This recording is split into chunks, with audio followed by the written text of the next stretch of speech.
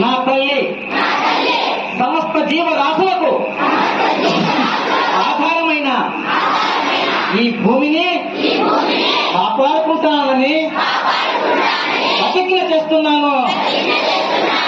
భూమి తల్లిగా మనస వాచ కర్మన భావిస్తూ జీవం మనుగడకు ప్రకృతి ఆధారం అని స్ఫూర్తిగా నేడు ప్రపంచ ధరిత్రి దినోత్సవం సందర్భంగా పర్యావరణ పరిరక్షణతో భూమిని కాపాడుకుందాం, మొక్కలు నాటుదాం, ప్రకృతిని కాపాడుదాం, ప్లాస్టిక్ రహిత సమాజాన్ని నిర్మిద్దాం,